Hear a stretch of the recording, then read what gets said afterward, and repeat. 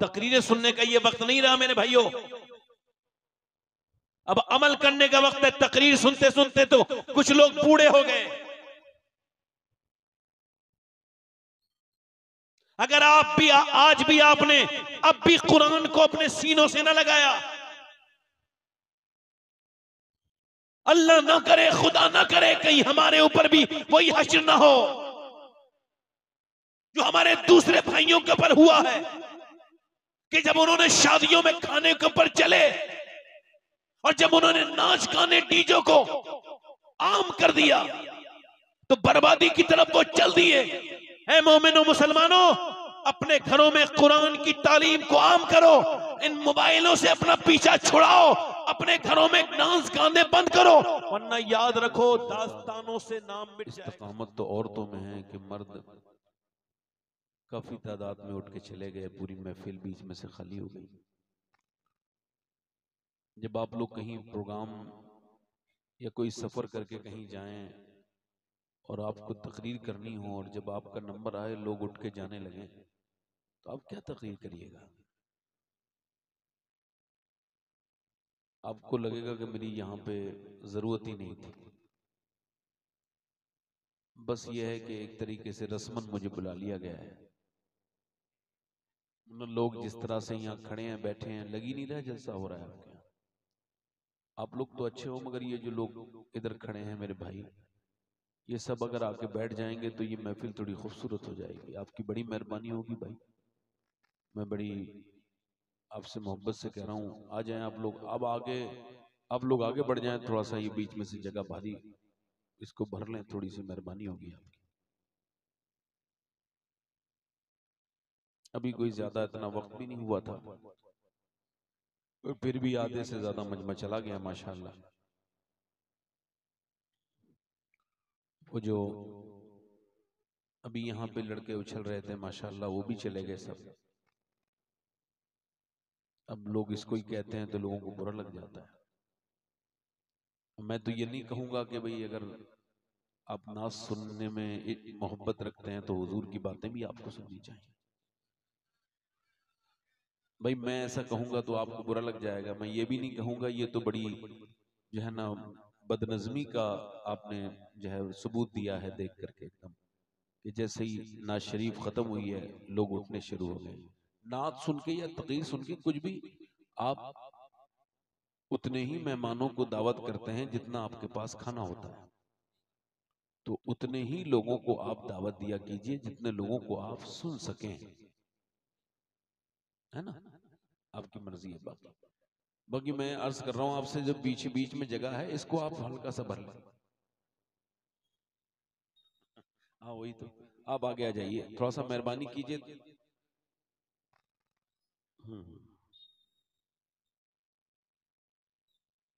जो आप लोग इधर खड़े हैं बेटे, आप भी इधर आ जाओ, मेहरबानी होगी आपकी। आ जाओ इधर, आ जाओ, मुझे इधर देखने में मुश्किल हो जाएगी। आ जाइए इधर, माशाल्लाह। अभी आपने बड़ी मीठी और बड़ी खूबसूरत आवाज में मोहतरम शायर इस्लाम हजरत अहमदुल फत्ता साहब क़िबला फैजाबादी को सुना। उससे पहले एहसान शाकिर साहब को सुना और उसके बाद यानी मेरे बाद आपने हिंदुस्तान के बड़े ही मकबूल और मशहूर शायर और एक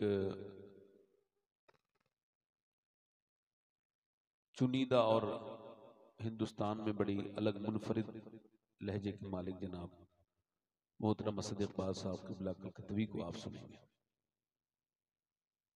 मुझे थोड़ा सा ये लग गया कि थोड़ा सा मैं तजब्जुब में हूँ कि अब मैं आपसे बात किस तरह से करूँ। अगर आप सुभान अल्लाह कह दें तो मुझे लगेगा कि आप रात में भी थोड़ा सा आपके अंदर जान बाकी है। माशाअल्लाह, ये लोग जो पीछे बैठे हैं थोड़ा सा मिल के बैठ जाएं। अब ये बीच की जगह तो खाली रहेगी तो अच्छा नहीं रहेगा। आपकी बड़ी मेहरबानी होगी, बड़ी दुआएं आपके लिए, अल्लाह आपको इसकी जज़ा अता फरमाए। आगे आ जाए, आप लोग भी आ जाएं, बड़ी मेहरबानी आपकी, माशाअल्लाह।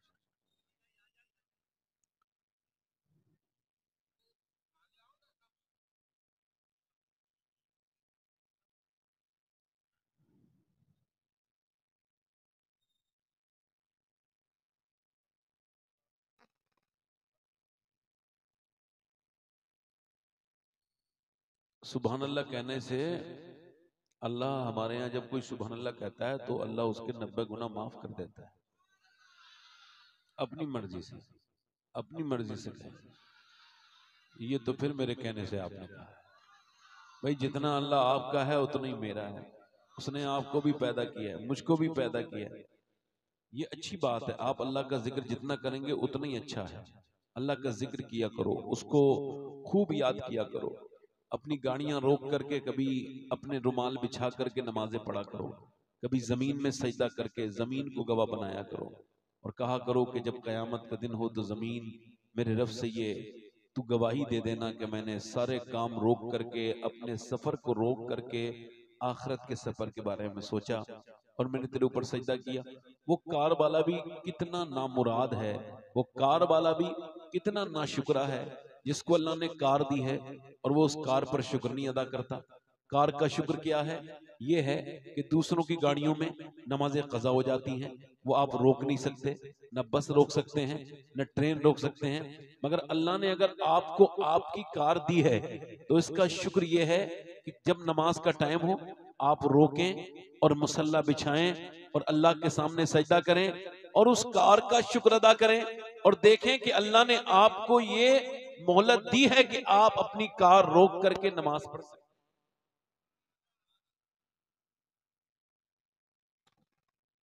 सैयदना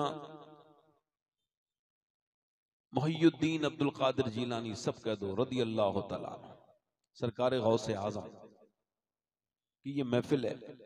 और गौसे आजम फरमाते हैं कि अल्लाह का ऐसे जिक्र करो कि जब लोग तुमको देखें तो ऐसा समझें कि ये कोई दिमाग का खराब इंसान है, इसको दिमाग काम नहीं करता। ऐसा खुल के अल्लाह का जिक्र करो। अल्लाह बड़ा करीम है। अल्लाह के रसूल फरमाते हैं, बुखारी शरीफ की हदीस है, कयामत के दिन एक बंदे को अल्लाह बख्शेगा तो वो बंदा अर्ज करेगा, ए परवरदिगार तूने मुझे क्यों बख्श दिया? अल्लाह फरमाएगा कि कयामत के दिन अर्ज करेगा, मालिक मैंने कोई नेकी तो नहीं की थी मगर तूने मुझे क्यों बख्श दिया? अल्लाह फरमाएगा, ए इंसान तू भूल गया मगर तेरा रब भूलने से पाक है। एक रात तू सोया था गफलत में और तूने करबट ली और करबट लेते लेते ना तूने फिर कहा या अल्लाह। अल्लाह फरमाता है मुझे इतना प्यार आया तेरे ऊपर कि तुझे उसी वक्त बख्श दिया था जब तू करबट ले रहा।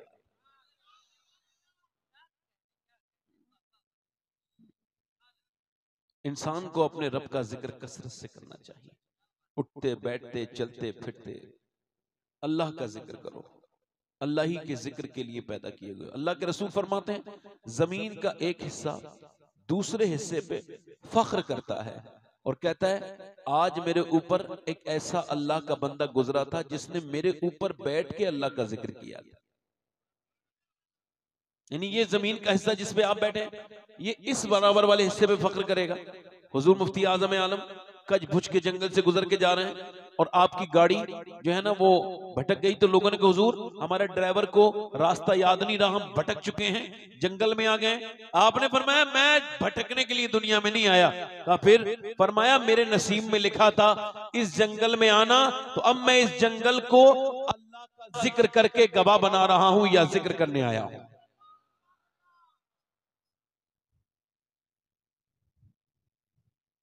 हजरात तो मैं आपसे ये अर्ज कर रहा था कि अपनी जिंदगियों में आप ये चीज शामिल करें आज से कि अल्लाह का जिक्र शामिल करें, जिक्र खुदा किया करें और कसरत से उठते बैठते उसको याद करें। हमारी बहनें भी याद करें, भाई भी याद करें। खैर मैं अपनी तकरीर की तरफ आता हूं। आप बड़े अच्छे लोग हैं, अल्लाह आपको सलामत रखे। ये सरकार गौसे आजम की महफिल है। किसकी महफिल है बोलो? गौसे आजम की। गौसे आजम की महफिल से हमको अल्लाह के रसूल इरशाद फरमाते हैं कि मोमिन जो है ना वो एक जिस्म की तरह है। यानी मोमिन की मिसाल ऐसी है कि जैसे नजला होगा तब भी पूरा जिस्म मुतासिर है, सर में दर्द होगा तब भी पूरा इंसान परेशान है, ना हाथ में दर्द होगा तब भी इंसान परेशान है, गुर्दों में कोई परेशानी है तब भी पूरा इंसान तकलीफ में, दिल में कोई परेशानी है तब भी पूरा इंसान तकलीफ में। हुजूर ने फरमाया एक जिस्म की तरह है मोमिन। यानी अगर पूरी दुनिया के किसी भी मुसलमान मोमिन को कोई दिक्कत की तकलीफ की खबर सुने और मोमिन के दिल पे कोई फर्क ना पड़े तो वो सही मानों में मोमिन नहीं। मोमिन वो है जिसे दूसरे मुसलमान का दर्द हो। ये बात मैं आपसे क्यों कह रहा हूं कि वो जमाने अब खत्म होते चले गए। उन जमानों को हमने अपने पुष्ट के पीछे डाल दिया। जिन जमानों ने हमें हमें हमारे रब का पता दिया था, वो जमाने मुझे आज भी याद हैं कि जब मैं अपने बचपन में देखता था लोग सद्दाम हुसैन की खबरें सुन के रोते थे। कहां सद्दाम, लोगों से पूछा जाता था ये रेडियो पे खबर सुन के आप रोते क्यों हैं? सद्दाम इराक का रहने वाला और आप रहने वाले हिंदुस्तान के। तो वो कहते थे यार बात अलग है कि वो इराक का रहने वाला है और हम हिंदुस्तान के, मगर कलमा तो वही पढ़ता है जो हम पढ़ते हैं।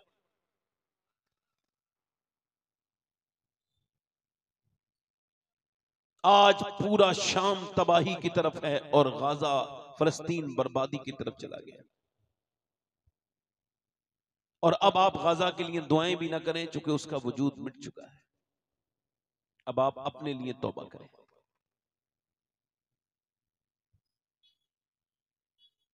अब आप तकरीरें सुनने का ये वक्त नहीं रहा मेरे भाइयों। अब अमल करने का वक्त है। तकरीर सुनते सुनते तो कुछ लोग बूढ़े हो गए। अगर आप भी आज भी आपने अब भी कुरान को अपने सीनों से ना लगाया, अल्लाह ना करे, खुदा ना करे कहीं हमारे ऊपर भी वही हश्र ना हो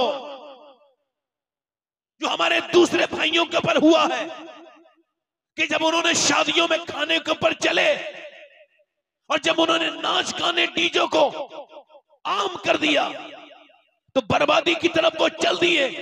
ऐ मोमिनो मुसलमानों, अपने घरों में कुरान की तालीम को आम करो। इन मोबाइलों से अपना पीछा छुड़ाओ। अपने घरों में डांस गाने बंद करो, वरना याद रखो दास्तानों से नाम मिट जाएगा हमारा।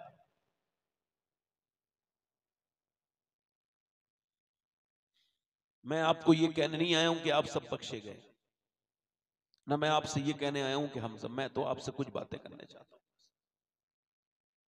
आप मुझे बताओ कि जब तक माँ बाप ये फिक्र नहीं करेंगे कि उनके बच्चे किस तरफ जा रहे हैं, जब तक बाप चाहेंगे नहीं कि अपने बच्चों के साथ वो किस तरह का सलूक कर रहे हैं, उनके सामने क्या कर रहे हैं, जो बाप बन चुका है अब तक। वासिफ अली वासिफ कहते हैं जो आदमी बाप बन गया है और बेनमाजी है तो उससे हाथ जोड़ो, उसके पांव पकड़ो और कहो अब तो नमाज पढ़ ले, अब तो तू औलाद वाला हो गया, क्योंकि अब तक तू अकेला बेनमाजी था, अब तेरी नस्ल बेनमाजी होने वाली है।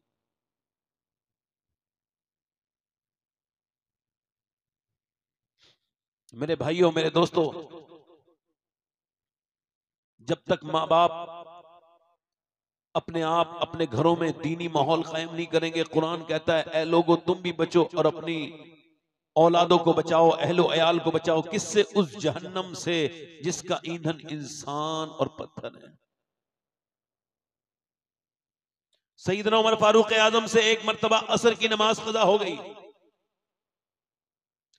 आप इतना रोए कि पूरी रात रोते रहे और सुबह उठ करके आपने 2 लाख दिरहम दीनार अल्लाह की राह में सदके कर दिए कि मुझसे असर की नमाज कज़ा हो गई।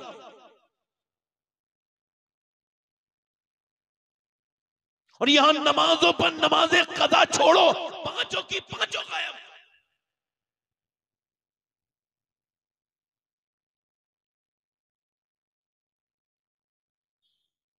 नमाज जब तक माँ बाप नहीं पढ़ेंगे, बच्चे कैसे नमाज पढ़ेंगे? कभी आप इसके सामने जाओगे, कभी उसके सामने जाओगे, कभी उसके सामने झुकोगे, कभी इसकी फरियाद सामने से रो दिए, कभी उसके सामने रो दिए। अब तक जमाने ने आपकी आंखें नहीं खोली, आपके ऊपर क्या क्या नहीं हुआ। आप ये जलसों में नारा लगाने से, इधर देखो मेरी तरफ देखो, जलसों में नारा लगाने से आप कामयाब नहीं हो सकते। ये बड़े बड़े पीरों के हाथ में हाथ देने से आप कामयाब नहीं हो सकते।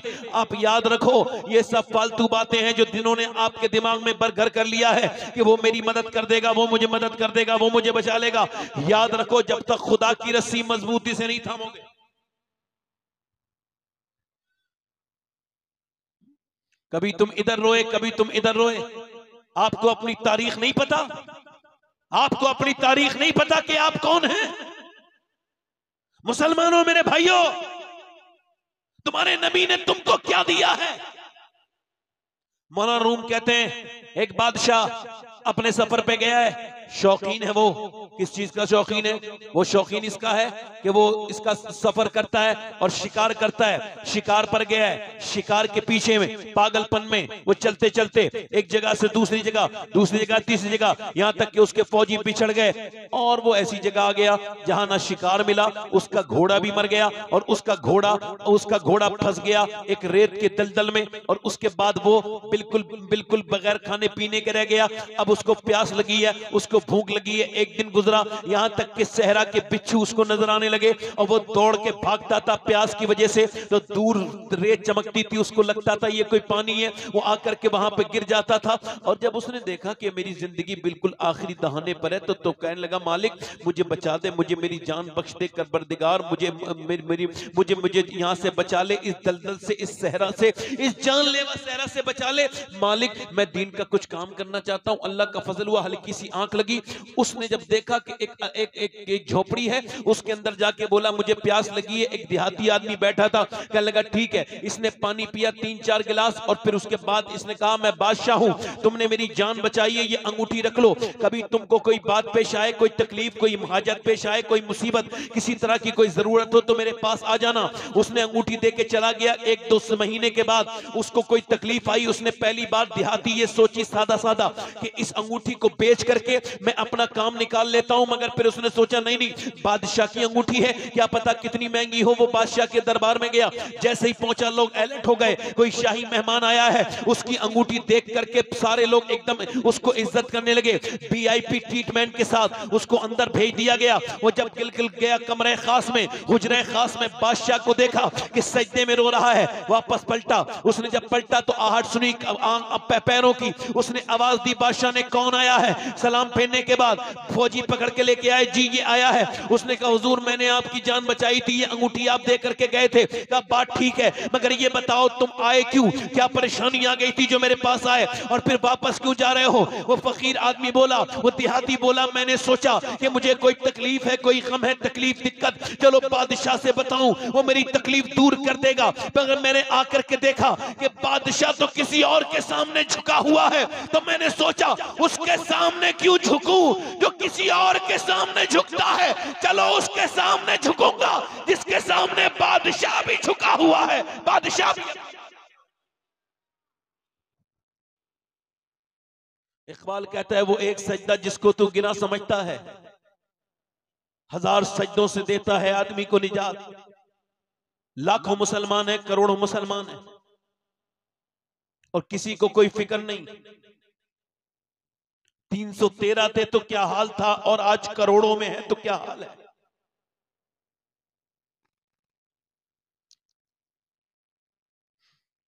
मुसलमानों की बच्चियां तेजी के साथ इस्लाम से दूर होती चली जा रही हैं। आपको कोई फिक्र है? मुझे कोई फिक्र है?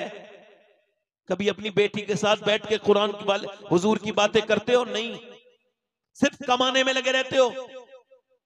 कभी अपने बच्चों के साथ बैठ करके नबी की बातें करते हो? नहीं, सिर्फ कमाने में लगे रहते हो। मेरे भाइयों, ए भैया, बैठ जाए यार, 2 मिनट बैठ के सुन लो भाई। अब मेरी मजाक उड़ा रहे हो या हंस रहे हो?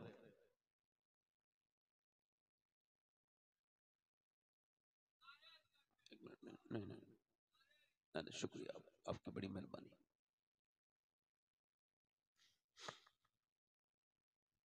मैं आपसे अर्ज करता हूं मेरे भाइयों, अपने घरों का चेकअप करो। अगर आपकी छोटी बच्चियां 5, 6, 7 साल की ज्यादा मोबाइल देख रही हैं और उन्होंने लिबास भी अंग्रेजी पहन रखा है, तो आपकी नस्ल बर्बादी की तरफ जा रही है। बुरा ना मानना। 12 साल पहले आज से एक लड़की को मैंने जीन्स पहने देखा, 10 साल की। मैंने उसको टोका, मैंने कहा आप इस अपनी बेटी को समझाओ। उसके बाप से कहा ये जीन्स पहन रही है, हुजूर ने लानत फरमाई है ऐसी औरत पर जिसने सिर्फ मर्द के जूते पहने, तो हुजूर ने लानत फरमाई। ये आपकी 10-12 साल की बच्ची अंग्रेजी लिबास पहन रही, इसको समझाएं। कहने लगा आप अपना काम करें, मेरे घर में क्यों आप दखल अंदाजी करते हैं, मेरे जाती मामले में इंटरफेयर कर रहे हैं, आप अपना काम कीजिए मौलाना।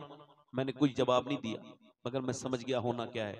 12 साल के बाद वही आदमी सफेद दाढ़ी के साथ एक थाने में बैठा है, अपनी बेटी के सामने कहता है, मेरी बेटी मेरी इज्जत बचा ले, मेरी इज्जत बचा ले। बेटी वो मुसलमान नहीं है, गैर मुस्लिम है। बेटी कह रही है, अब्बा बहुत देर से तुम्हें सबक समझ आई, बहुत देर के बाद जागे हो, अब तो तुम्हारी बेटी बहुत आगे चली गई, काश तुमने मुझे पहले समझाया होता तो मेरा ईमान न जाता। आज आप जो गौर करें, मुसलमानों की लड़कियां तकरीबन 10 लाख लड़कियां, 2014 से लेके अब तक 11 साल चल रहा है, 10 लाख से ज्यादा लड़कियां मुसलमानों की ईमान छोड़ के गैर मुस्लिमों के घरों में हैं, और वो इंस्टाग्राम पे डालती हैं स्टोरियां, वो फिल्म वो डालती हैं फेसबुक पे, और अपने माथों पर वो गैर मुस्लिमों के निशान लगा के कहती हैं, किसी की गैरत तो जाग जाए, मगर कोई गैरत नहीं जाग रही, कोई गैरत नहीं जागती, किसी को कोई तकलीफ नहीं। अगर आज हुजूर मुजाहिद मिल्लत होते तो बेचैन हो जाते, मुफ्ती आजम होते तो बेचैन हो जाते। अगर किसी को कोई फिक्र नहीं, एक मुसलमान की ईमान की क्या कीमत है बताऊं। ज़ैद बिन हारिसा बयान करते हैं कि अल्लाह के रसूल सल्लल्लाहु तआला अलैहि वसल्लम, और जब वो बयान करते थे इस हदीस को तो बहुत रोते थे। मेरे नबी पाक सल्लल्लाहु अलैहि वसल्लम से अम्मी आयशा ने पूछा ओहद वाले दिन, या रसूल अल्लाह, ए मेरे मदनी करीम, ए मेरे सरकार, ए मेरे आका, ये जो ओहद है इससे ज्यादा सख्त दिन आप पे कोई गुजरा है? आपने फरमाया हाँ। ओहद मालूम है कितना सख्त दिन है? ओहद में नबी पाक के चचा हजरत अमीर हमजा की नाक को, कानों को, होठों को काटा गया है, सहाबा इकराम के होठों को काटा गया है, और इनको सबको कुफ्फारे मक्का ने उनकी उंगलियां काट करके अपने गलों में डाली हैं। मेरे नबी पाक के गुलामों, हुजूर एक एक गुलाम के पास जा रहे हैं, और आज मेरे नबी पाक की जो फूफी हैं वो 2 चादरें लेके आई हैं। या रसूल अल्लाह, ये चादरें किसको दें? ये अमीर हमजा को दें या फिर ये अमीर हमजा को दे दें? हुजूर ने फरमाया दोनों इनको नहीं देंगे, एक मुसअब बिन उमैर को देंगे। ये मुसअब बिन उमैर कौन है? ये मक्के का बड़ा चमकता हुआ नौजवान था। सुनो, कुछ सहाबा ऐसे हैं जिन्होंने कुरान सुना तो ईमान लाए, कुछ सहाबा ऐसे हैं जिन्होंने मोजज़ा देखा तो ईमान लाए, कुछ सहाबा ऐसे हैं जिन्हें हुजूर ने तबलीग की तब ईमान लाए, मगर कुछ सहाबा ऐसे हैं जिन्होंने सिर्फ आमना के लाल के चेहरे को देखा और कलमा पढ़ के मुसलमान हो गए। उसमें से मुसअब बिन उमैर भी है। हर रोज एक नया कपड़ा पहनता था ये मुसअब बिन उमैर, नए कपड़े में रहता था। मक्के का बड़ा सजीला और बड़ा खूबसूरत जवान है ये मुसअब बिन उमैर। जिधर से निकलता है लोग अशश करते हैं, मालदार बाप की औलाद है। मगर जब हुजूर को देखा तो कलमा पढ़ के हुजूर को देखा तो दिल में ईमान जागा। हुजूर के सामने कलमा पढ़ के मुसलमान हो गए। फिर माँ ने मारा, चचा ने मारा और भूखा रखा, फिर भी इस्लाम नहीं छोड़ा। और जब इसकी माँ ने कहा छोड़ेगा इस्लाम नहीं, कहा मैं अपनी जान दे सकता हूं मगर इस्लाम नहीं छोड़ूंगा। माँ ने कपड़े ले लिए। अब जब ये हुजूर के सामने पहुंचे तो एक टाट पहना हुए, एक टाट को बांध के अपने जिस्म पे पहुंचे। सहाबा ने देखा, आंखों में आंसू ला के बोले या रसूल अल्लाह, देखें मुसअब जो नए जोड़ी कपड़े पहनता था, एक जोड़ी नए, देखें उसका क्या हाल हुआ है। मेरे नबी ने फरमाया, ओ मेरे सहाबा, उसके कपड़े ना देखो जो कि मैले हैं, उसका दिल देखो जो अल्लाह ने चमका दिया है। मेरा इमाम कहता है चमक तुझसे पाते हैं सब पाने वाले, मेरा दिल भी चमका दे चमकाने वाले। मुसअब बिन उमैर कौन है? मुसअब बिन उमैर वो सहाबी है जिसने सबसे पहले हिजरत की है, सबसे पहला मुहाजिर है। उसने मक्के से मदीने में हिजरत की है और मियां नबी पाक ने इसको अपना मुबल्लिग बना के भेजा है। मदीने में सबसे पहले तबलीग उन्होंने की और एक हज पे नबी ने उनको भेजा तो दूसरे हज पे 30 सहाबा इकराम को ईमान की दौलत के साथ लेकर के हज पे लेके आते थे। और आज जब ये आए हैं बहुत के मैदान में तो इनके जिस्म पे सिर्फ एक लिबास है और वो भी सिर्फ नीचे बंद रहा। और हजरत मुसअब बिन उमैर जब तलवार लेके चले हैं और जब ये शहीद हुए हैं, इनका चेहरा इतना मिलता था हुजूर से, लोगों ने शोर मचा दिया कि अल्लाह के रसूल शहीद हो गए। मुसअब बिन उमैर का जनाजा आज उहद के मैदान में है। नबी पाक के पास 2 कफन के कपड़े हैं बस। फरमाया दोनों मैं इनको नहीं दूंगा, एक मैं अपने चचा को दूंगा, एक मैं अपने मुसब को दूंगा। अर्ज की या रसूल अल्लाह, मुसब बिन उमैर का चेहरा ढकते हैं तो पैर खुल जाते हैं, आपके चचा अमीर हमजा का पांव ढकते हैं तो चेहरा खुल जाता है, क्या करें? फरमाया चेहरा ढक दो और पांव पे घास रख दो। मेरे नबी पाक के यहाँ पर एक अल्लाहु अकबर कड़ी दाखिल हुई है और हुजूर की दंदाने मुबारक की हल्की सी एक हिस्सा शहीद भी हो गया है। और आज अम्मा आयशा पूछती हैं, आज देखना एक ईमान वाले की कितनी कीमत है। मेरे नबी